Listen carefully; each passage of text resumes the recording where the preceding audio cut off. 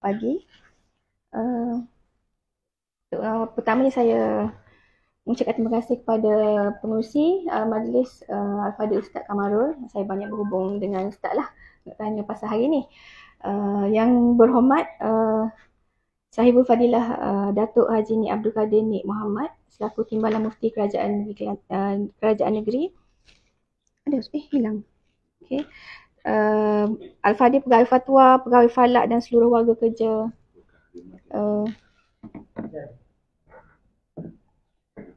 on off jabatan. Ni yang ni takut tak kuat suara. Okey, dan seluruh staf dan warga kerja Jabatan Mufti Negeri Kelantan lah. Syukur Alhamdulillah dapat berkumpul untuk apa kita kata sharing session lah untuk pagi ni. Saya berterima kasih kepada pihak jabatan sebab menjemput untuk kita punya perkongsian. Sememangnya daripada Jabatan Sekretari dan juga hospital sendiri kita memang aktif jugalah melakukan apa kita kata perkongsian macam ni untuk terutamanya di kalangan publik, kita kata orang awam. Kita buat program dan kalau ada jemputan-jemputan sebelum ini kita rasa berbesar hatilah untuk berkongsi. Cumanya slide saya ni mungkin agak banyak. Saya cuba cut apa yang saya rasa perlu dan kalau ada apa-apa kemusykilan ke nak share ke ataupun nak bertanya ke boleh. Sepanjang saya bercakap ataupun lepas habislah ya. Dan kalau panjang minta Ustaz Kamarul stopkan saya lah. Sebab bila kecek ni dia panjang jadinya. Okey, jadi tajuk saya pilih tu saya difahamkan slot ni pasal pengurusan stres dah. Cumanya biasanya kalau kita ke public memang ginilah, kita lebih kepada untuk mengajak public untuk mengenali dan sikit sebanyak menangani isu-isu kesihatan mental. Ramai orang confuse macam Ustaz cakap saat ni lah. Bila sebut pasal mental je semua orang terbayangkan sakit mental, penyakit mental lah. Tapi sebenarnya dia tak semua kita kata mental tu adalah jiwa ataupun gila. Banyak lagi term-term lain yang sebelum pada sampai kepada penyakit mental tu sendirilah. Okey. Okey, ni konten saya punya perkongsian lah. Mula kita nak faham apakah istilah-istilah yang ada dalam berkaitan dengan kesihatan mental. Dan kemudian akan kita go through sikit tentang penyakit-penyakit mental ataupun penyakit psikiatri yang common, yang biasa kita jumpa di klinik ke, di hospital. Dan seterusnya kita akan share lah sikit macam mana kita nak bantu diri sendiri kalau kita rasa kita ada isu-isu berkaitan dengan kesihatan mental. Dan juga kalau orang sekeliling kita, keluarga ke kawan-kawan yang ada isu kesihatan mental. Dan di penghujungnya saya nak macam kita kata promosi lah macam mana caranya kalau kita rasa perlu bantuan, kita nak ke mana? Okay, masih ramai lagi saya rasa orang tak tahu macam mana kita nak dapatkan bantuan di apa peringkat klinik ke hospital ke gitulah. Okey. Pertama sekali ada 3 terma ataupun 3 istilah yang kita nampak macam sama tapi sebenarnya tak serupa. Orang bercakap pasal kesihatan mental, kita dengar semua kesihatan mental. Kemudian ada orang sebut pasal isu kesihatan mental. Dan kebiasaannya orang kata sakit mental, kan? Sakit mental ataupun penyakit-penyakit psikiatri lah. 3 benda yang lebih kurang sama. Keyword dia mental tapi definisi dia berbeza. Maksud di sebalik tu berbeza lah. Okay. Kesihatan mental ni adalah satu keadaan yang kita kata satu keadaan yang sejahtera. Di mana seseorang tu dia boleh dalam keadaan kesihatan mental yang baik, dia boleh tahu apakah keupayaan diri dia, dia dapat mengendalikan tekanan dengan baik, boleh bekerja secara produktif. Produktif ni maksudnya kita mari hijau, kita boleh siapkan tugas, kita boleh menyumbang kepada kita punya organisasi, bukan sekadar mari punch in, punch out saja. Dan seterusnya bukan kepada diri sendiri dan organisasi sahaja, tapi dalam keadaan sejahtera yang mana boleh menyumbang kepada masyarakat seluruhnya lah. Dan kesihatan mental ni adalah kita kata ekspresi emosi yang melambangkan keupayaan seseorang tu untuk menyesuaikan diri dia dalam pelbagai tekanan dan tuntutan hidup. Tu secara basic kesihatan mental lah. Jadi kalau orang yang dalam keadaan kesihatan mental yang baik, kita akan seseorang tu ataupun kita sendiri kita boleh rasa selesa dengan diri kita. Apa saja yang kita buat kita rasa selesa dengan orang sekeliling kita dan juga persekitaran dan following daripada kita selesa dengan sekitaran, dengan orang lain menyebabkan kita boleh memenuhi tuntutan kehidupan. Sama ada bekerja ataupun di rumah sebagai ibu bapa, sebagai suami, sebagai isteri. Ni kita kata kesihatan mental yang baik lah. Okey. Bila kita bercakap tentang kesihatan mental, macam mana kita nak tahu orang ni dalam keadaan kesihatan mental yang baik, apa dia punya kriteria, apa dia punya kita kata garis panduan. Sebenarnya bila kita kata pasal kesihatan mental, dia tak ada spesifik pun. Kita kata okey, kalau gini, kalau happy semua ni bagus. Kalau gini, kalau dia ni duduk tak boleh down semua, sedih semua, tak bagus. Dia tak ada kriteria yang spesifik kalau kita nak sebut pasal kesihatan mental. Kalau jenis orang penyakit asal deki, tak jenis mengadu domba, jenis kelagor kan. Penyakit mental juga. Tu kita kena pergi ni. Kita kena pergi jauh lagi. Dia jenis jadi dia tidak rasa selesa. Mungkin dia rasa selesa diri dia, tapi dia tidak merasa selesa dengan orang lain. Mungkin dia ada penyakit laguan. Mungkin kita kata ada isu di situ. Ni baru topik pertama kan, kesihatan mental. Lepas ni kita pergi langkah yang kedua. Okey. Jadi untuk kita pergi satu-satu. Lepas ni kita akan sapa situlah. Jadi untuk kesihatan mental ni tak ada seorang pun yang kita kata boleh mempunyai ciri-ciri yang kita bincang tadi tu dalam satu-satu masa. Maksudnya tak semua kita ni baik sama.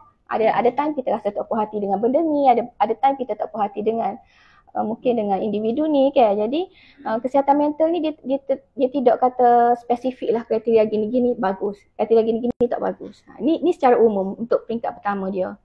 Dan satu lagi yang kita nak tekankan, kesihatan mental ni dia sangat berkait rapat dengan kesihatan fizikal. Kita fikir secara logik pun iyalah kan.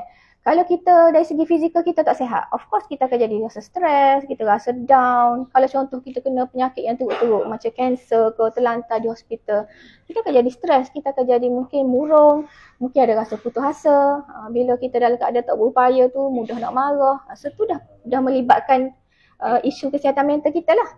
Dan kalau kita sendiri dari segi kesihatan mental pun tak okey, pun dia boleh memburukkan keadaan fizikal kita. Contohnya orang yang ada darah tinggi, kalau dalam keadaan stres, tak boleh nak tidur, anak sakit ke apa, stres. Of course darah tinggi dia pun masa tu tak boleh tak terkawal. Ataupun kita mudah dapat, kita kata daya tahan tubuh pun akan jadi kurang kalau kita dalam keadaan yang stres berpanjangan. So dua ni berkait rapat. Dia tak boleh kita sihat fizikal saja, tak boleh sihat mental saja. Dia kena dua-dua tu bersama-sama. Nah. Okey, ni kita masuk ke step yang kedua. Saat ni umum baru pasal kesihatan mental yang baik. Bila masuk ke dalam peringkat yang kedua, kita panggil isu kesihatan mental. Seorang yang ada kesihatan mental yang baik, dia okey, dia selesa. Tapi bila dia ada gangguan, okay, kita slide yang saya bincang tadi pasal ciri-ciri kesihatan mental, dia terganggu je ni. Kita panggil mungkin dia ada isu kesihatan mental lah. Belum lagi ke arah penyakit, baru kita kata isu. Isu kesihatan mental ni kita kata tak sama dengan penyakit mental. Maksudnya kalau orang yang kita kata ada isu kesihatan mental, belum lagi kita kata dia ada penyakit mental. Tak semestinya. Jadi semua orang boleh ada isu kesihatan mental. Sebab kita dalam kehidupan kita ada up and down kita kan. Macam kita rasa tak puas hati ke macam tadi kan. So benda tu mungkin ada some isu. Dan isu kesihatan mental ni kalau tengok di slide ni, biasa berlaku disebabkan masalah ataupun tekanan-tekanan atau kejadian tertentu yang berlaku dalam kehidupan seharian kita. Dia tak ada diagnosis. Tak ada diagnosis ni maksudnya tak ada penyakit-penyakit tertentu yang doktor kata ini adalah penyakit, bukan. Dia bukan ada diagnosis dan kebiasaannya isu-isu ni dia tidak teruk dan tak berpanjangan lah. Masa kita rasa susah tu kita akan jadi macam terganggu. Tapi bila benda tu settle, kita macam okey balik. Dia tak berpanjangan. Dan selalunya tak memerlukan bantuan profesional lah sampai kena jumpa doktor ke kaunselor ke. Mungkin kita boleh handle sendiri. Dan biasanya orang yang ada isu kesihatan mental yang peringkat ringan ni masih boleh meneruskan kehidupan seharian. Maksudnya masih boleh pergi hijau walaupun dalam stres. Okay? Kalau kata kita ada perasaan-perasaan tak puas hati dengan orang tu, kita kena check lah kita ada isu apa. Mungkin ada something yang kita sendiri stres dengan diri kita ke, dengan keluarga ke. Mungkin menyebabkan timbul perasaan-perasaan yang tak sedap tadi tu lah. Ni kita panggil isu kesihatan mental. Dan tak semestinya isu kesihatan mental ni tak perlukan bantuan. Tengok keadaan. Kalau benda tu ringan, bersifat sementara, kita boleh settle sendiri, boleh. Tapi kalau rasa perlukan bantuan, ada juga cabang-cabang tempat yang kita boleh cari untuk dapatkan bantuan lah. Okay. Ini list yang biasalah kita kata kita dalam kehidupan ada stres, ada konflik kan, ada krisis, ada rasa kecewa, ada rasa marah, sedih tu benda biasa. Emosi kita tu naik. Tapi kalau nak jadi isu ni, bila stres tu berpanjangan, berterusan, benda-benda kata kecil saya tambah tu maksudnya bila kita ada benda-benda tu mungkin ada some issue lah, kita ada some issue dengan kesihatan mental kita. Okay. Okay. Lepas kau kesihatan mental, isu kesihatan mental, inilah baru peringkat yang seterusnya kita panggil penyakit mental. Kita gerun sangat nak dengar kan penyakit mental, ataupun kalau doktor kita panggil psikiatri lah, jabatan psikiatri, penyakit psikiatri, bahasa mudahnya mental. Okey, bila isu kesihatan mental tadi kita tak tangani dengan baik, berlarutan yang sampai kronik, sampai tahap yang kita rasa terganggu sangat sampai mengganggu kita punya fungsi harian, mungkin kena penilaian lebih lanjut, takut-takut benda tu dah jadi penyakit mental. Penyakit mental ni adalah satu kondisi kesihatan yang mempengaruhi dan boleh menyebabkan perubahan pada keupayaan seorang tu berfikir, apa yang dia rasa, dan kebanyakannya penyakit mental ni akan mempengaruhi tingkah laku ataupun tindakan seseorang lah. Bila orang yang ada penyakit mental, kebiasaannya dia akan jejaskan fungsi seharian. Kalau kita ada isu kesihatan mental tadi, kita masih boleh bekerja, kita masih boleh menguruskan rumah. Tapi kalau penyakit mental, jika tidak dirawat, mungkin tak boleh mari kerja. Mungkin tak boleh buat rutin-rutin harian yang sepatutnya. Dan sudah tentulah bila penyakit, kita kata perlukan rawatan daripada yang sepatutnya lah, profesional kan. Okay, contoh-contoh senarai penyakit mental yang common tengok di klinik ataupun di hospital, disorder. Bila paling banyak, hak ni nak saya senaraikan ni dalam 1, 2, 3, 4 ke atas tu terbanyak lah yang banyak yang kita selalu jumpa di klinik ataupun di hospital lah. Dan law ni kan orang kata depressed, murung, tu memang kita kata common sangat lah. Murung, anxiety, banyak orang mula sedar dan mula mari dekat psikiatri lah. Okay. Ni nampak perbezaan lah daripada saya cerita mula-mula step dia kesihatan mental, isu kesihatan mental last sekali kepada penyakit mental. Kalau kesihatan mental ni dalam keadaan yang baik, selesa apa semua tadi kan. Jadi orang kata bila dalam keadaan kesihatan mental yang baik, seorang tu boleh menikmati kehidupan, boleh berdepan dengan cabaran, stres mesti ada sekali-sekala dan mungkin ringan, fungsi tidak terjejas. Maksudnya kita boleh berfungsi dengan sempurna. Bila ada isu ataupun masalah kesihatan mental, mungkin ada terganggu sikit. Mungkin masa kita stres sangat berpanjangan, kita rasa ada konflik berpanjangan itu, kita rasa kenikmatan hidup tu pun terganggu, ada terganggu sikit kita punya komunikasi atau interaksi dengan orang lain. Stres ada, mungkin ringan ke sederhana dah. Dan fungsi tu kalau terjejas tu mungkin peringkat yang ringan atau sementara. Dan bila penyakit mental benda yang sama lah tadi, dia mengganggu tingkah laku, mengganggu perasaan. Kalau tahap stres tu tahap yang teruk, fungsi biasanya terjejas lah, sama ada sederhana atau teruk ataupun kronik. Okay. Saya masuk sikit pada stres sebab kalau dalam tempat kerja biasanya kita bincang pasal stres, pasal burnout. Jadi saya sentuh dua topik ni lah. Okay. Definisi stres. Stres ni adalah tindak balas fizikal, emosi dan mental dan juga sekali lagi tingkah laku seseorang terhadap perubahan atau tuntutan atau cabaran. Maksudnya kalau kita ada satu perubahan dalam kehidupan kita, tempat kerja ke, kat rumah ke, kat mana-mana ke, bila benda tu melampaui keboleh upayaan kita untuk handle benda tu, dia akan kita kata dalam keadaan stres lah. Bila mana badan kita ataupun diri kita bertindak balas secara fizikal, emosi ataupun tingkah laku. Okey, stres kalau sikit kita kata positif. Sedikit stres sebenarnya pendorong. Tapi kalau berlebihan, berpanjangan dan melampaui tahap yang kita mampu hadapi, hal tu akan mengganggu kita punya tahap kesihatan lah. Okey, kesan stres positif dan negatif. Positif, dia boleh meningkatkan potensi diri, motivasi, usaha, kematangan emosi dan boleh jadi pengajaran untuk kita berhadapan dengan konflik di masa depan. Kita bayangkan kalau kita tengah buat kerja, kita ada assignment ke apa, ada deadline. Okay. Kita kena buat assignment, kena hantar dalam masa 2 minggu. Of course stress kan bila dekat dengan deadline, kita stress. Tapi disebabkan deadline tu, stress tu sendiri menyebabkan kita, mungkin kita boleh stay back, buat idea jadi banyak masa tengah stress tu. Tu kesan positif dia, menyebabkan kita ada motivasi, kita boleh push diri kita untuk siapkan assignment tersebut.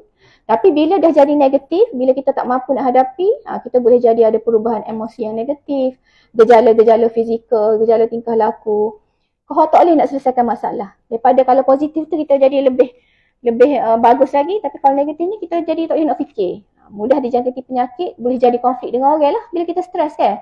Semua tak kena, orang tegur pun kita rasa kita rasa negatif. Padahal benda kalau dalam keadaan kita tak stres, benda tu biasa je. Orang gurau pun kita sensitif. Tu kesan-kesan stres kepada individu secara negatif lah. Dan bila stres berpanjangan ni, dia akan nak kita nampak lah kemerosakan seseorang tu dari segi prestasi dia sendiri dan juga penampilan diri. Kan kita tengok kalau orang stres ni, dia nampak serabut. Kalau biasa mari make up kau mungkin dok makan tak kemas. Tu kita boleh nampak lah. Okey, ni pun benda yang sama yang saya dah cerita. Cumanya dia kata macam mana nak tangani stres dengan bijak, amalkan 10B. 10B bersyukur. Bersyukur ni satu benda yang kita tahulah kan. Kita punya rasa bersyukur, rasa cukup dengan apa yang ada. Sememangnya dia bawa kesan yang positif. Sometimes bila kita stres, kita rasa kita susah, bila kita fikir ada lagi orang yang lebih susah daripada kita syukur dengan apa nikmat yang kita ada, benda tu kadang-kadang boleh mengurangkan rasa stres tu. Bernafas, ni breathing ataupun kita kata relaksasi, satu teknik yang sangat ditekankan dalam bidang psikologi lah untuk mengurangkan stres atau apa saja tekanan dalam kehidupan kita. Bicara diri ni lebih kepada kita panggil self talk. Kadang-kadang benda ni kita ambil mudah, macam kita kata apa nak kena pujuk diri sendiri, kecek dengan diri sendiri. Tapi sebenarnya dia ada kesan positif yang sangat dalam lah untuk kita sendiri. Kadang-kadang kita katakan macam kita frust dengan sesuatu, bos marah kau, kita tak dapat buat something dengan baik.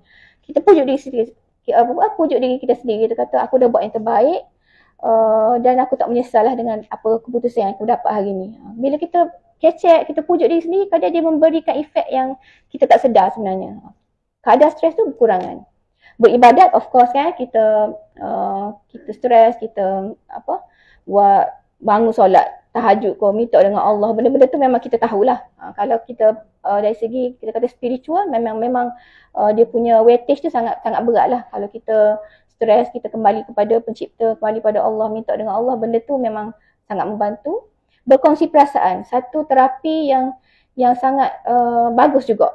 Ataupun kita kata bercerita dengan orang. Kita cari orang yang kita percayai, berkongsi. Kadang-kadang orang tu tak dapat bagi kebanyakan masa, orang yang kita bercerita tu tak dapat bagi penyelesaian pun. Tapi dengan saja kita berkongsi ataupun meluahkan perasaan tu, dia akan meredakan perasaan stres kita lah. Selain daripada tu yang dia senaraikan semua B tu, berehat lah, berurut lah, beriadah, bersenam tu, benda-benda yang lain boleh membantu. Okay, tak semua 10B ni kita kata kena buat. Kita boleh pilih-pilih yang mana sesuai dengan diri kita, yang mana kita boleh buat lah. Tu kat atas sikit tu dia kata ada tanda-tanda stres. Yang kita kata tak ada stres, kita boleh dapat efek fizikal. Fizikal ni macam letih keterlaluan, sakit kepala, emosi ataupun tingkah laku, cepat marah, gelisah, tak boleh nak tidur. Dan sometimes ada juga orang boleh bertindak agresif lah bila dalam keadaan stres yang tak terkawal. Kedua, kita kata abang kepada stres, burnout. Burnout ni mungkin lately ramai orang guna lah burnout. Sejak pada COVID hari tu kan, bila work from home apa semua, orang mula cakap pasal burnout. Burnout ni dia lebih kurang je dengan stres, cumanya dia ada sikit definisi yang berbeza lah. Dia kata di mana keadaan emosi, mental ataupun keletihan fizikal, iaitu rasa kegagalan, rasa keletihan dan kelesuan yang ekstrim. Dia lebih lagi pada stres tu. Stres, tapi bila kita kata burnout ni dia lebih ekstrim lagi, macam rasa macam loss habis dah. Apabila tekanan berlebihan yang berpanjangan. Ini disebabkan oleh tuntutan yang terlalu membebankan atas kemampuan lah dari segi tenaga, kekuatan atau kecekalan seseorang. Maksudnya dia tak boleh pergi langsung dah. Itu adalah burnout. Okey, punca burnout pun lebih kurang sama, cuma burnout ni kadang dia kita bercerita dari segi aspek dalam satu keadaan. Maksudnya burnout di tempat kerja ataupun suri rumah atau ibu-ibu burnout di rumah. Dia lebih kepada macam dalam satu keadaan kita di sesuatu tempat lah. Jadi punca ni mungkin tuntutan yang melampaui kemampuan. Buat kerja banyak tapi kurang penghargaan.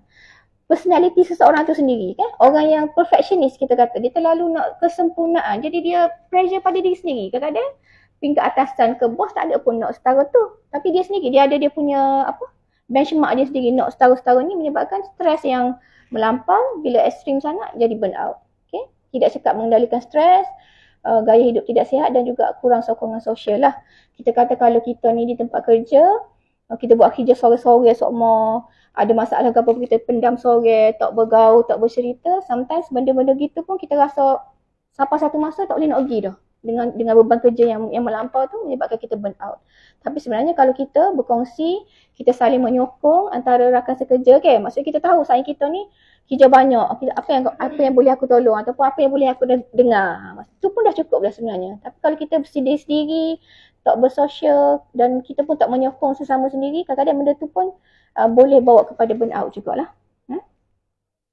Gejala lebih kurang sama, fizikal, emosi, tingkah laku dengan stres.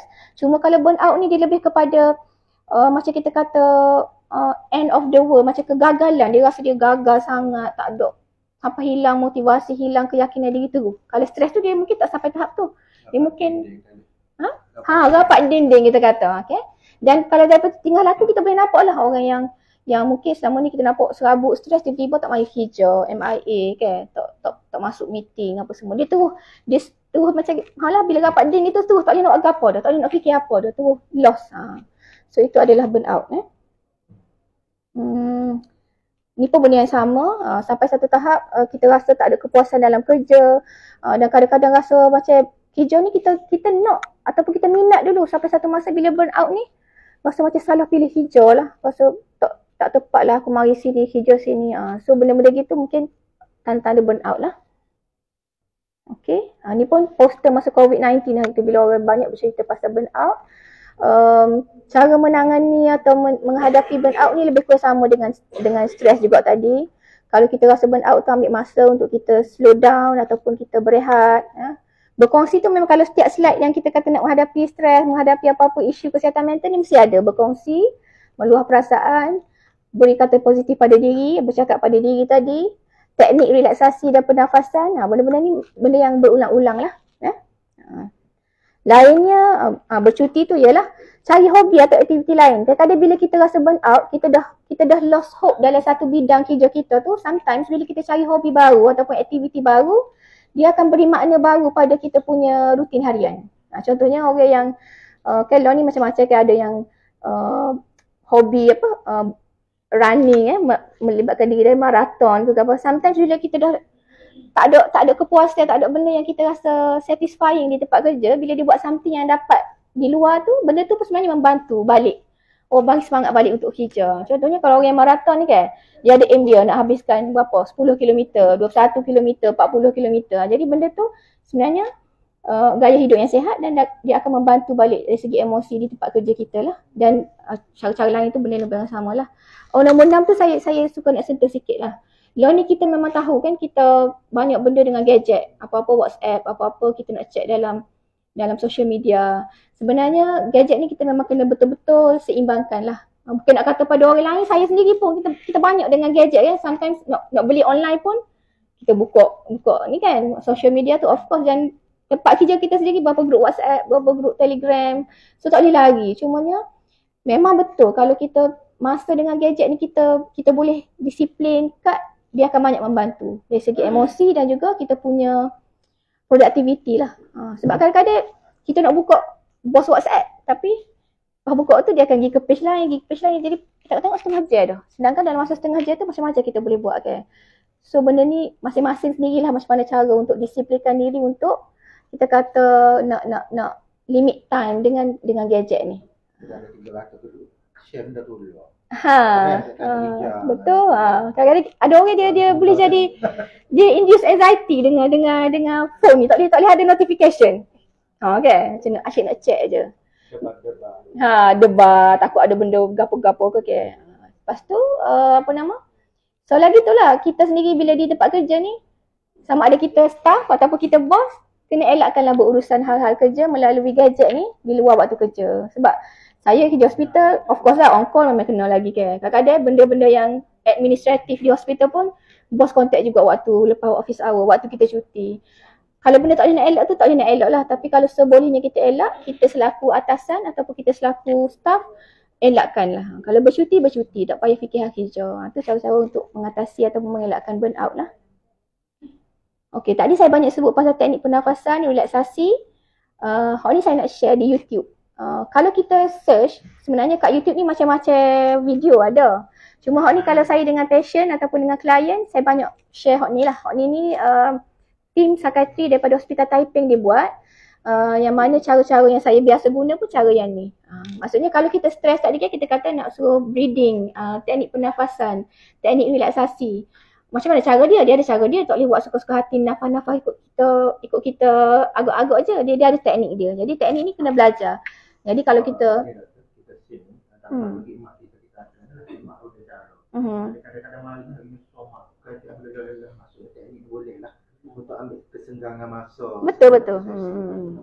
Jadi kalau nak ajar ni mungkin ambil masa kan, tapi lo ni dengan adanya ni positif dengan ada gadget lah kan, internet ke apa, kita boleh belajar sendiri. Jadi saya syorkan kalau nak tengok ni pun boleh. Nanti boleh type sendiri je teknik pernafasan relaksasi ni. Bila keluar gambar yang doktor lelaki dengan background biru ni boleh klik lah tengok. Boleh save pun. Semua dekat klinik pun saya gitu, saya bagi awak ni, okey awak save dulu siap-siap, balik belajar sendiri. Kalau di hospital kita ada pun perkhidmatan, kita panggil jurupolis cara kerja ataupun kaunseling untuk ajar spesifik benda ni. Tapi kadang time lah kan masuk, sakit sendiri pun lorak, doktor sendiri pun lorak nak ajar. Melalui YouTube ni boleh belajar sendiri, dia step by step yang dah lengkap lah.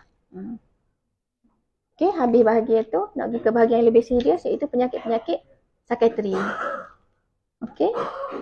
Penyakit psikiatri ni dia kita kata macam mana, spektrum dia tu dia cover daripada umur kita daripada kecil sampailah kita ke umur ni lah, warga emas lah. Maksudnya diagnosis ataupun penyakit psikiatri tu daripada kecil tu. Kita biasa dengar kayak autism lah ni, ADHD, tu peringkat umur yang kecil. Bila meningkat remaja tu start ada macam anxiety. Lo ni ramai remaja anxiety, OCD, depression seawal macam sekolah menengah ke apa, banyak pesakit-pesakit dekat klinik kita. Kemudian bila kita meningkat ataupun remaja sendiri ataupun meningkat dewasa, penyakit banyaknya bipolar, anxiety, skizofrenia. Dan kalau penyakit di usia emas tu, kita tahu demensia lah demensia ataupun Alzheimer. Semua ni di bawah psikiatri dan perkhidmatan merawat penyakit ni semua ada di HRPZ sendirilah. Okay. Dan macam tadi saya katakan, bila isu kesihatan mental bukan penyakit. Dan bila penyakit mental macam mana pula kita nak tahu orang ni betul-betul ada penyakit mental, macam mana kita panggil doktor kata nak diagnose. Kalau untuk penyakit psikiatri specifically, memang perlu penilaian klinikal oleh doktor perubatan. Tak semestinya doktor pakar psikiatri, doktor perubatan biasa pun boleh. Tapi doktor dia akan gunakan ni lah dua rujukan ni. Kita panggil manual ni. ICD-10 nombor 1, yang kedua DSM-5. Jadi untuk diagnose, kalau macam orang kata sakit jantung, kita buat graf ECG kan, kita ambil darah. Kalau kanser apa, kita scan. Kalau kanser otak, kita scan nampak ketumbuhan. Kalau patah, kita x-ray nampak patah. Tapi kalau penyakit psikiatri, dia tak nampak. Kita x-ray, kita scan otak ke, kita scan kepala, benda ni tak nampak. Sebab dia level dalam lagi, level dalam pada sel lagi. Jadi, memang penilaian dia melalui klinikal. Klinikal ni bermaksud doktor kena berjumpa, bercakap dengan pesakit, bercakap dengan waris pesakit, tengok cara pesakit tu macam mana, dan kita akan rujuk pada ni lah. Kita punya manual ni untuk tengok kriteria dia mencukupi ke tak ke apa, baru kita boleh diagnose. Okay. Ni contoh-contoh penyakit-penyakit dalam manual kita tu lah. Kalau tengok tu nombor 1, 2, 3 sampai berapa 10 tu adalah kita kata kategori-kategori besar. Bawah pada nombor tu macam contoh bipolar disorder ke anxiety disorder tu, dia banyak lagi penyakit-penyakit yang bawah cabai-cabai dia. Ayatnya penyakit psikiatri tu sendiri dalam kita punya bidang psikiatri ni terlalu banyak. Dan macam-macam lah. Contoh je kita senaraikan. Orang akan tanya, apakah faktor risiko atau apa punca-punca penyakit psikiatri ni? Dia tak kata spesifik pada satu. Contohnya kita kata kalau kita catch pasal penyakit mental ni, orang semua kata keturunan kan, keturunan genetik. Tapi sebenarnya punca dia ni dia multifaktorial, berbagai faktor yang saling berhubung kait. Tak semestinya seseorang tu yang ada 1 ataupun 2 ataupun 3 faktor-faktor ni akan dapat penyakit psikiatri, tak semestinya. Dia berhubung kait lah. Maksudnya kalau orang tu ada genetik, mungkin psikologi dia pun dia ada trauma, dia ada skill dia nak hadapi masalah tu tak bagus, dan persekitaran dia pun tak bagus juga, menyebabkan mungkin dia develop penyakit psikiatri tu. Ada orang mungkin dia ada keturunan tapi dari segi family bagus, sokongan bagus, sosioekonomi pun tak ada masalah, personality dia pun, cara dia handle masalah pun bagus, dan walaupun dia ada keturunan penyakit mental, dia mungkin tak ada pun dapat penyakit mental tu. Jadi benda punca faktor risiko ni dia sangat berkait rapat dengan tiga faktor utama ni lah, biologi, psikologi dan sosio persekitaran. Hak ni siasat ni lah, tak semestinya orang yang ada salah satu faktor tu dia tu kata dapat penyakit mental, dia berkait rapat. Okey, pertama kita pergi hak yang common, skizofrenia. Biasa dengar tak skizofrenia? Nama dia sedap dan susah nak adjust, susah nak sebut. Ada kebanyakan lah ni kita sebab social media banyak kecek, KKM sedikit pun banyak promote apa semua, orang dah tahu dah skizofrenia. Skizofrenia ni antara penyakit psikiatri yang kita kata kronik dan serius lah. Di mana skizofrenia ni dia mengganggu aliran pemikiran di seseorang tu. Dia punya in touch dengan reality. Maksudnya disebabkan gejala skizofrenia ni yang kita kata boleh jadi halusinasi. Orang yang dengar suara-suara gaib, kadang-kadang tak ada pun tapi dia dengar. Ada delusi. Delusi ni macam dia ada kepercayaan yang tak betul tentang sesuatu. Contohnya dia rasa terancam, macam duduk rumah tu macam family semua nak bunuh dia. Macam orang kampung semua nak sihir dia. Tu delusi. Jadi penyakit skizofrenia ni dia mengganggu kita kata kita punya kontak dengan realiti dia segitulah. Maksudnya kalau dalam realiti kita tak ada pun suara tu, tapi orang penyakit ni mungkin dia boleh dengar suara-suara gaib tu. Jadi dia macam duduk di alam yang orang lain kata tak ada suara tapi aku dengar suara. So macam kadang-kadang kontak dengan realiti tu dia lost. So menyebabkan emosi dia pun terganggu, mungkin tingkah laku dia pun akan nampak ada gangguan lah. Kan bila dia dengar suara, kadang bila kuat sangat, dia terpaksa respon balik pada suara. Kebanyakan penyakit skizofrenia ni, bila dia respon pada suara tu, waktu kita nampak macam dia bercakap seorang diri kan, dia balas balik. Ataupun bila delusi ni, dia bereaksi pada delusi dia. Macam contoh dia kata family dia nak bunuh dia, mestilah dia pun bertindak untuk nak defense diri dia. Jadi mula dah dia pergi pisah kau dari rumah untuk sebab family nak bunuh. Jadi padahal benda tu tak ada. Jadi orang nampak sangat terganggu lah dari segi tingkah laku. Yang ni perlukan rawatan lah. Di samping dua gejala positif yang utama tu, banyak lagi gejala-gejala lain yang kita kata perlukan rawatan. Skizofrenia lah tu. Kalau depression atau kemurungan, ni sangat common, ni banyak sangat. Tak semua orang yang kita nampak sedih, kita nampak macam orang murung ataupun orang jerit, ada depression, ada penyakit depression. Macam balik pada saat ni kita bincang saat ni, penyakit psikiatri bila nak diagnose, dia kena ada kriteria dia yang doktor perlu follow dan kalau memenuhi kriteria tu baru kita kata ni adalah penyakit kemurungan. Bila penyakit baru kita nak rawat dengan ubatan atau sebagainya lah. Bila kita kata belum sampai tahap penyakit, mungkin kita boleh tolong dalam bentuk lain. Jadi kalau kemurungan ni ataupun depression ni, bila kata-kata penyakit, dia ada perasaan sedih yang berpanjangan atau hilangnya kesenangan dalam aktiviti yang biasa dilakukan. Ni dalam Indo ni saya ambil poster ni sebab saya nak masukkan dalam satu slide kan senang. Jadi kalau untuk orang yang ada depression, kriteria dia tu mestilah kemurungan yang berpanjang dan ada fungsi-fungsi lain yang terganggu. Contohnya macam bukan perasaan sedih saja, hilang minat untuk bergaul, hilang minat untuk buat benda-benda yang dia minat sebelum ni, hobi dia. Kemudian ganggu tidur. Ganggu tidur ni sama ada kurang tidur, tak boleh tidur ataupun terlebih tidur pun ya juga. Ataupun ganggu selera makan. Sama juga, kurang selera makan, tak boleh nak makan ataupun terlebih selera pun ya juga. Dan hilang tumpuan, tak boleh nak tumpu. Ada mari rasa bersalah, rasa berputus asa dan paling kita kata teruk lah ni banyak kes-kes bunuh diri tu lah kan. Macam rasa nak mati disebabkan depres sangat ni, dia fikir tak sehidup dah. Nak mengakhirkan kehidupan dia, nak bunuh diri. Dan kalau bukan semua kena ada baru kita kata ada masalah kemurungan, doktor akan tengok lah. Kalau kriteria cukup ni, mungkin ni ada masalah kemurungan dan kita offer untuk rawatan lah. Okay, bipolar ni dia adik-beradik kepada kemurungan tadi. Kemurungan ni masalah emosi yang kita kata down ke. Kalau bipolar ni, bi sendiri maksud dia dua. Maksudnya dia ada dua pola emosi. Kalau orang kemurungan saja, satu pola je dia murung je. Tapi kalau orang yang berpenyakit bipolar disorder, dia dua pola. Dia akan ada episod dia murung dan akan ada episod yang sebelah tu mania. Ataupun kita panggil hypomania pun boleh juga. Maksudnya berlawannya dengan episod murung tu, dia akan jadi high. High dari semua benda lah.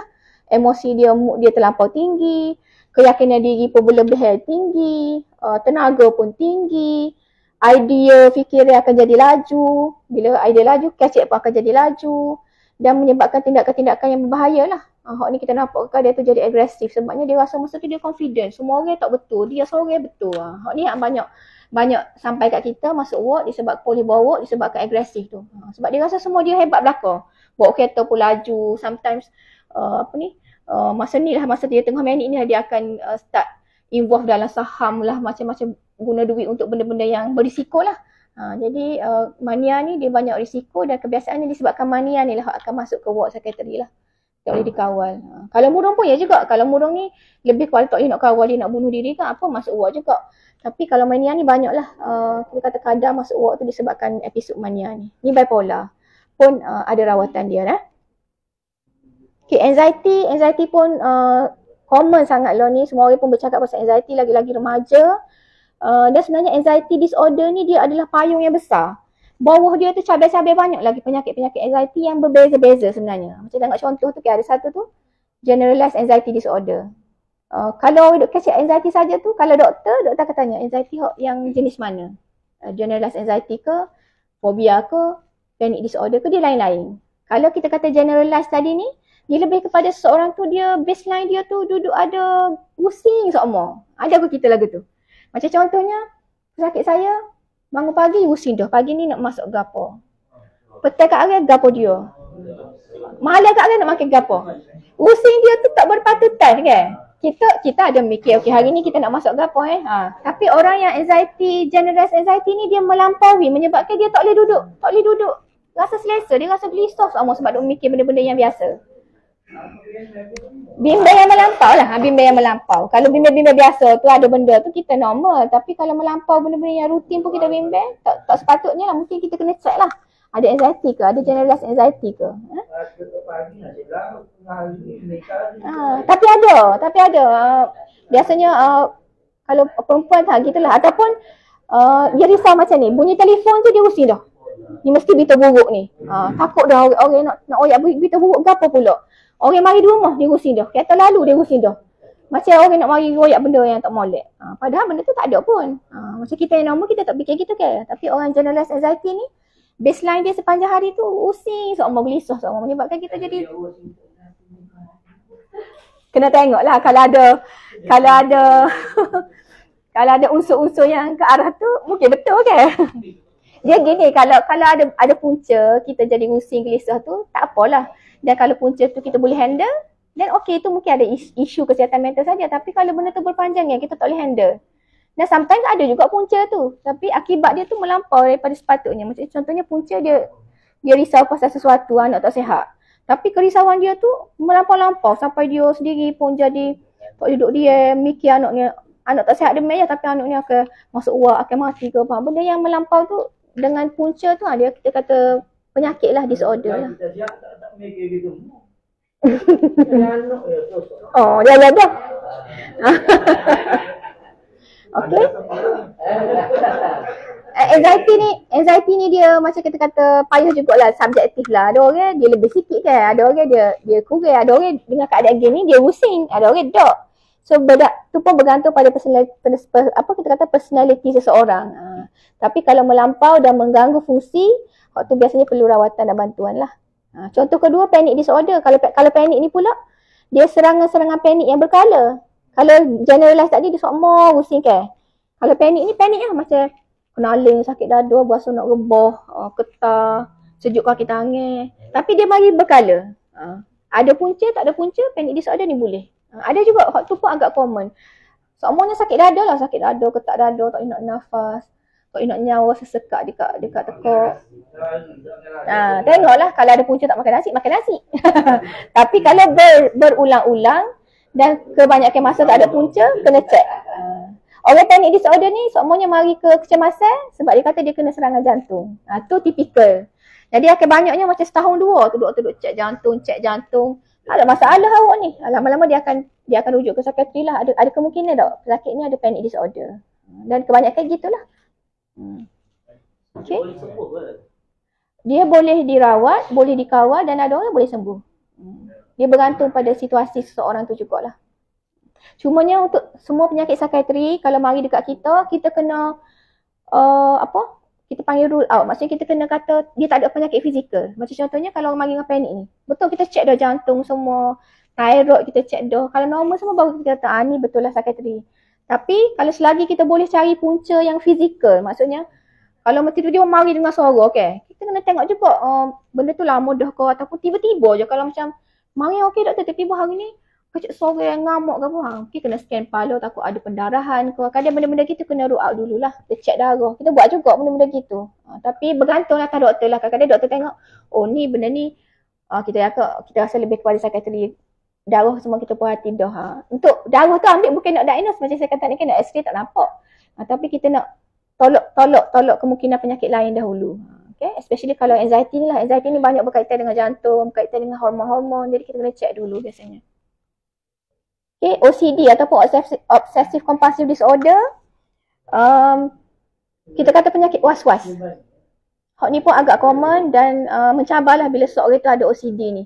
Kalau kita was-was biasa, was-was macam koci dekat pintu mungkin ada kan kita parking kereta, koci dak lagi kereta. Patah balik tengok, koci dah. Okay. Hak tu biasa, kita ada was-was kita. Tapi kalau disorder, dia sampai tahap yang mengganggu rutin. Maksudnya, koci ke tak? 2-30 kali kena patah balik check. Walaupun dia check dah, siapa depan tu, tak boleh tak puas hati. Disebabkan oleh dia ada obsessive thought ataupun pemikiran obsesi. Dia ada dua benda dalam obsessive compulsive ni. Satu obsesi. Obsesi tu pemikiran yang berulang-ulang. Check kodok. So lagi kotor. Meja kotor, tangan kotor seumur, rasa kotor. Jadi pemikiran dia tu mari kotor. Disebabkan pemikiran tu berulang dan sangat menekan seseorang tu, dia akan jadi kompulsi. Kompulsi ni ialah tingkah laku yang dia buat disebabkan oleh pemikiran saat ni. Bila dia kata, okey tangan kotor, dia akan buat apa? Dia basuh tangan. Basuh tangan tu adalah aksi ataupun kompulsi tu. Jadi tu yang jadi nama dia obsessive compulsive. Obsesif tu daripada pemikiran dia, kompulsif tu tindakan dia. Dan bila dia basuh tangan tu, kotor lagi. Kita basuh tangan mungkin berapa saat je dah. Orang obsesif kompulsif, setengah jam. Ada mandi sampai 3 jam, 4 jam. Sebabnya sambil dia mandi tu, obsesi tu mari lagi. Tak bersih. Dan of course lah mengganggu. Penyakit was-was. Tapi kita kena bezakan lah was-was kita yang biasa-biasa kita was-was ke ataupun penyakit. Kalau penyakit tu begitulah. Jadi memang kesian lah. Kalau penyakit orang ada sakit was-was ni, OCD ni memang kesian sebabnya memang ada. Betul. Tak boleh nak pergi sekolah, tak boleh nak pergi kerja lah.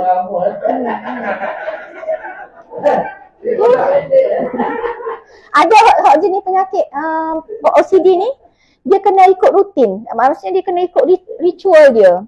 Contohnya dia kena pergi hijau, nak mari ke pejabat mufti balik Islam ni. Kalau kita daripada Kota Baru terik je kan. Dia tak boleh, dia pemikiran dia kena lalu kat belakang ni, kena pusing kat hubung kiri, kena mari kat depan ni. Jadi setiap hari dia kena kat tu walaupun umur dia dapat depan ni je. Kalau dia tak buat gitu, dia akan jadi kegelisahan ataupun keresahan yang melampau menyebabkan dia akan jadi gelisah, boleh jadi ngamuk, boleh jadi tak betul lah, jadi macam sangat gelisah. Jadi sebab tu dia kena buat. Dan perlukan rawatan lah kalau OCD ni dah.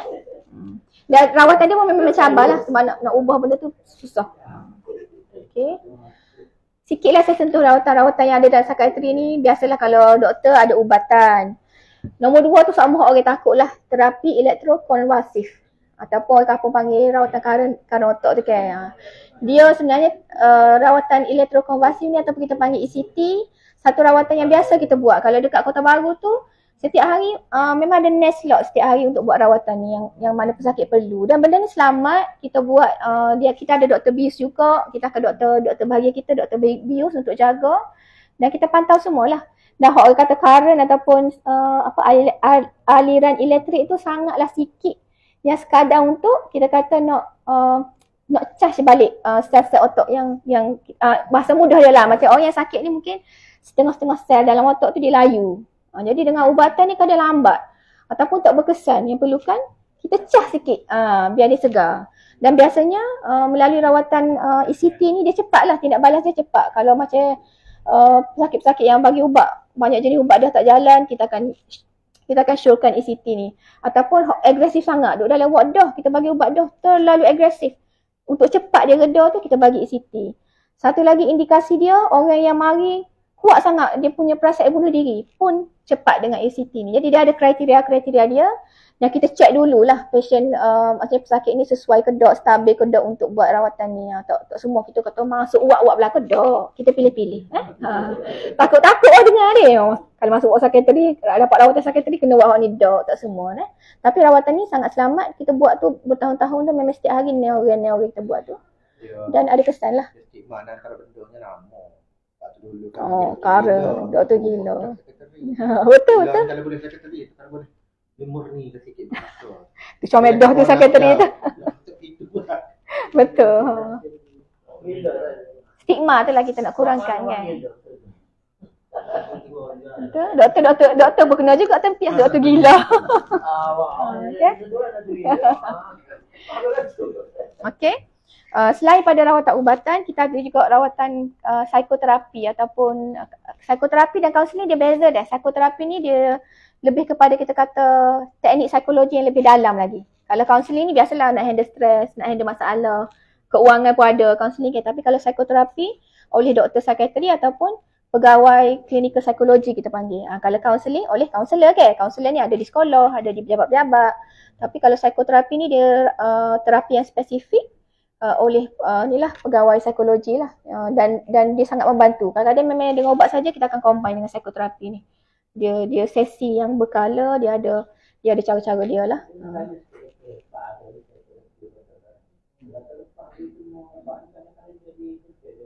Betul.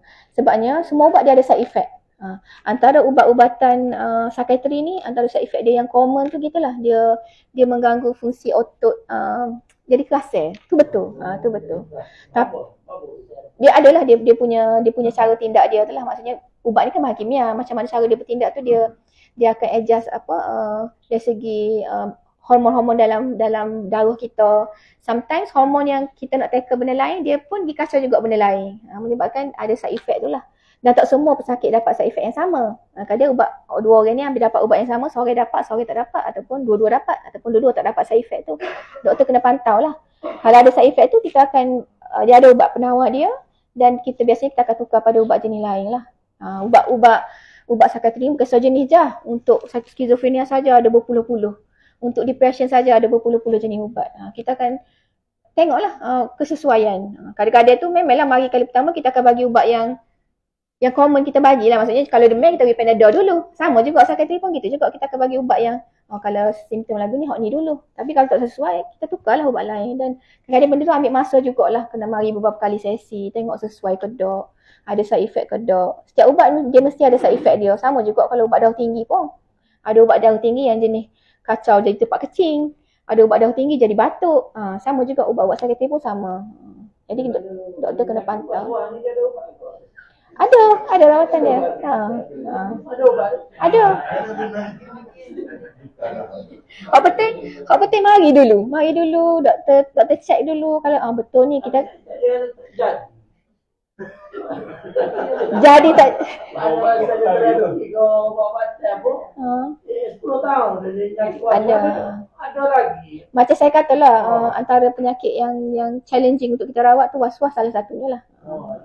Ada hak yang respon bagus ada, tapi banyak juga yang macam challenging lah, macam bagi ubat susah. Ada yang jenis tak elok pun ada juga. Okay. Tapi rawatan tu ada.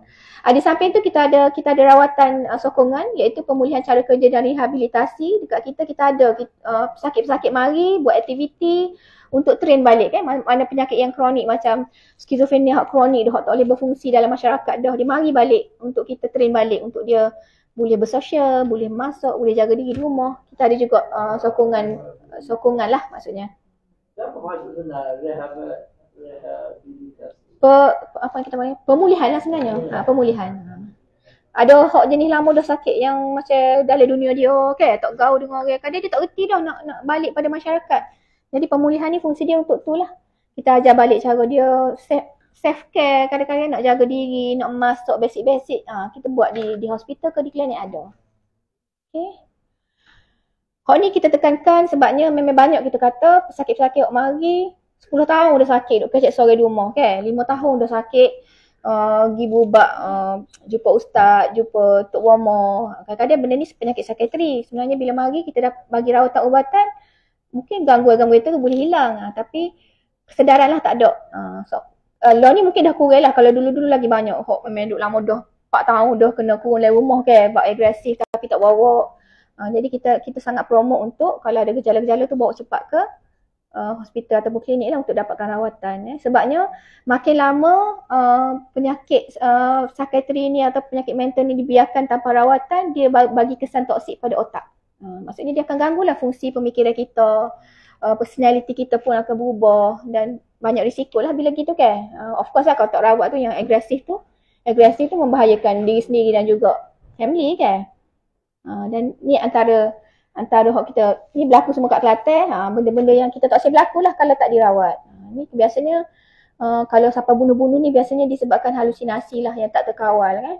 Sebab suara tu memang bagi arah ni bunuh yang salah satu kes tu bukan bunuh sebab jahat, sebab macam mana dia dengar suara, dia kata okey mu ni kehidupan mu ni susah dah, jadi mari kita bawa dirimu dan anak-anak dan keluargamu ke syurga dengan cara kita ni. Lepas tu adalah suara tu spesifik suruh buat gini dan memang dia dengar betul untuk penyakit sakit psikiatri ni, dia dengar betul. Jadi kan kita kata dia tak touch dengan reality kan. Jadi dia rasa betul lah ni. Jadi benda-benda yang disarankan oleh suara tu benda yang dia rasa logik, menyebabkan dia follow. Bila follow suara tu benda-benda yang bahaya gini mungkin boleh berlaku lah. Tapi tak semua dengar suara yang negatif gini. Ada dengar sekadar bisik-bisik, ada dengar suara panggil-panggil nama dan tak berisiko. Tu tak apa lagi lah kita kata, tapi sebenarnya perlu rawatan. Kita takut bila berlanjutan mari hak negatif-negatif gini lah. Ya? Dia ada kaitan dengan benda raib ke? Benda raib.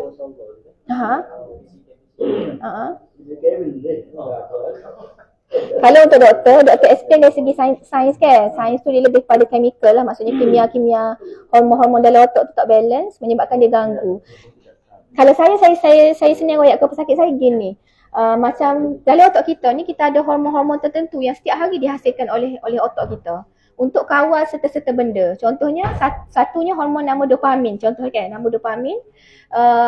Dalam otak kita mungkin satu hari diperlukan sekilo untuk dia kontrol. Otak kita kan dia kontrol belakang. Penglihatan, pendengaran, percakapan kita, emosi kita. Jadi sehari-hari dopamin ni akan dihasilkan oleh kilai dalam otak kita ni sekilo. Jadi dia akan bagilah. Okey, 100 gram pergi tempat pendengaran, 100 pergi dekat mata, hak ni kat pergerakan tubuh badan, hak ni pergi kat emosi. Jadi satu hari tu cukup, sekilo tu cukup. Untuk orang yang ada penyakit psikiatri, kebiasaannya hormon tu terlampau, kilang tu aktif, menghasilkan lebih. Contohnya kita perlu sehari sekilo je. Tapi untuk orang yang ada penyakit mungkin dihasilkan 5 kilo. Jadi 4 kilo tu dia tak ada fungsi. Dopamin 4 kilo tu dia tak ada kerja. Bila tak ada kerja dia buat apa? Dia ganggu lah. Jadi hak ni setengah kilo ni kata okey jom kita pergi kacau dekat pendengaran dia. Okay, waya-waya atau seket pendengaran. Kita bayangkan macam tu lah otak kita kan. Bila dia pergi kat situ, suara tak ada tapi dia dengar suara gaib tu. Disebabkan dia ganggu seket pendengaran tu. Ataupun halusinasi, nampak benda. Okey, setengah kilo lagi kita tak ada kerja ni, mari kita pergi kacau tempat penglihatan dia. Jadi kadang tak ada benda, dia nampak ada benda, ada orang dalam rumah, ada lembaga. Gitu je sebenarnya, simple. Maksudnya dari segi doktor kita explain gitu. Tapi dari segi alam gaib, benda-benda tu kita sebagai orang Melayu, Islam, kita tahu kan benda-benda tu memang ada. Jadi tapi cuma doktor tak komen lah bahagian tu. Bila kita explain dari segi hormon tadi, kita rawat pun dengan ubatan pun dia akan balancekan balik hormon tu lah. Lebih hormon lah ni. Dia kita panggil bukan hormon lah sebenarnya. Kalau dalam bahasa doktor, neurotransmitter. Tu saya kata dalam lagi daripada sel. Dia benda yang tak nampak. Neurotransmitter ni memang badan kita hasilkan. Nama tadi lah dopamin lah, serotonin lah, benda-benda tu. Dan benda tu tak balance lah. Kalau orang skizofrenia, dopamin dia tinggi. Kalau orang kemurungan, serotonin dia rendah. Jadi kalau ubat biasanya kita tackle macam tu lah. Kalau skizofrenia kita tahu dopamin tinggi. Jadi ubat tu untuk turunkan balik dopamin level dia. Kalau kemurungan, serotonin dia rendah. Jadi ubat tu kita akan bagi untuk naikkan balik serotonin dia. Tu cara kita merawat lah sebenarnya. Okay. Habis dah deh.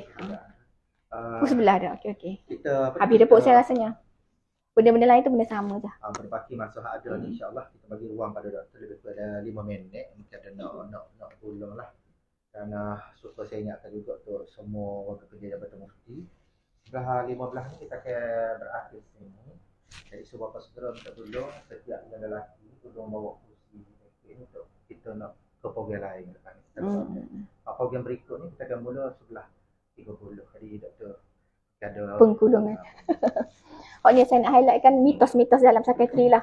Okay, kita kata penyakit psikiatri ni orang tak siuman, kalau ganah-ganah sokmo tak boleh dirawat. Sebenarnya semua tu salah. Penyakit psikiatri ni sama juga dengan sakit demam ke, jangkitan kuman ke, bila dirawat dia boleh lega, dia boleh hilang, tak sentiasa agresif. Dan kalau dia stabil, dirawat, dia boleh bekerja, dia boleh berada dalam komuniti seperti biasa. Semuanya kena rawat lah.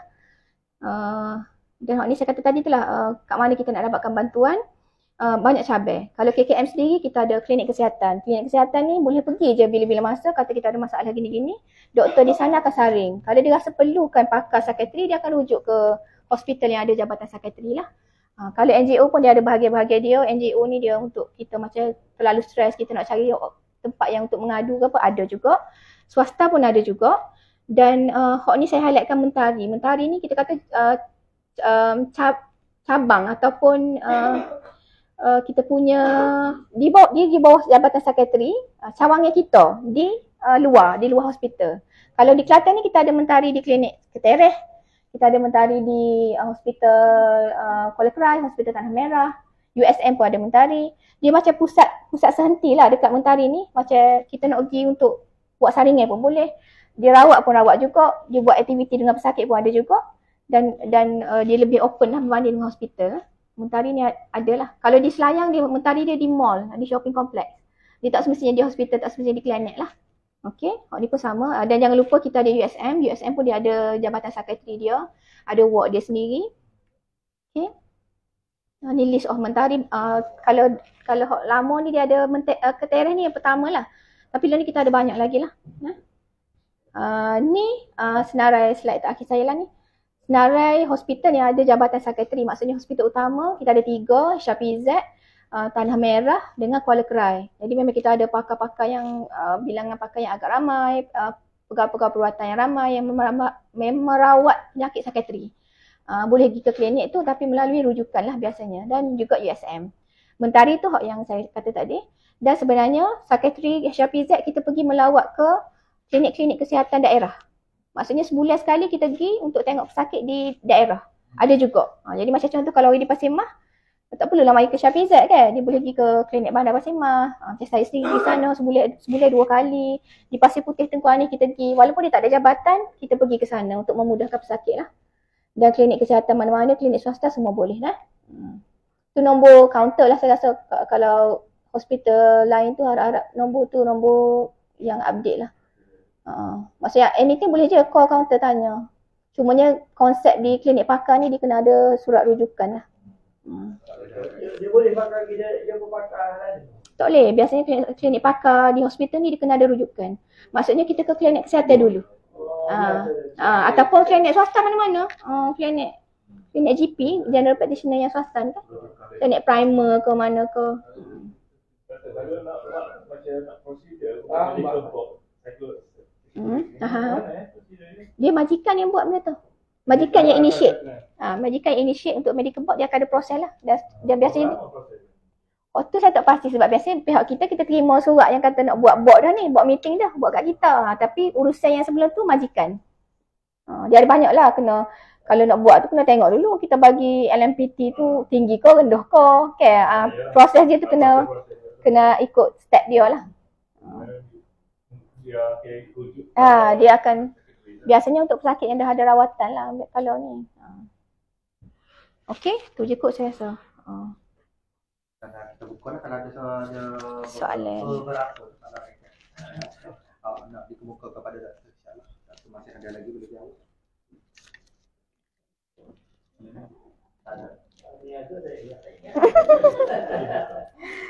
Kalau tak ada apa-apa soalan, maknanya bagi pihak Jabatan Mufti di Kelantan, majlis merasa ucapan terima kasih kepada Dr. Nur Fahin. Terima kasih juga. Dan insyaAllah ini adalah permulaan kita panggil tajuk yang sebelum ni ada tapi biasa kita terlalu umum. Jadi ini kita pergi kepada panggil lebih kepada ke apa ni, kes lapangan lah. Jadi insyaAllah mungkin lepas pada ni saya tengok pembentangan pemenarik, tengok staf kita pun sangat berminat, banyak nak tanya. Mungkin ada Masa tak cukup dia. Tadi kepada tajuk yang lebih menarik lagi. InsyaAllah kita akan kalau ada rezeki kita jumpa semula. Dan sebagai kata mengiringi kebersamaan doktor kita pada hari ini, saya nak berkongsikan satu pantun. Kalau ada sumur di ladang, boleh kita menumpang mandi. Kalau ada umur yang panjang, jumpa semula doktor. Kita nak jemput lagi. InsyaAllah. Sebelum kita meninggalkan bilik mesyuarat kita pada hari ini, sebagai tanda kenang-kenangan kebersamaan doktor kita pada hari ini, dijemput dan dipersilakan Yang Berhormat Saibul Fadilah Yang Datuk Haji Abdul Kadir Muhammad, diiringi oleh Yang Besar Al-Fadhil Ustaz Wan Nazir Muhammad Nur untuk menyampaikan tanda kenang-kenangan sebagai tanda kehadiran yang berharga doktor bersama. Kamar-kamar. Apa dia nak gambar? Nampak tadi kursi? Ada kau gambar?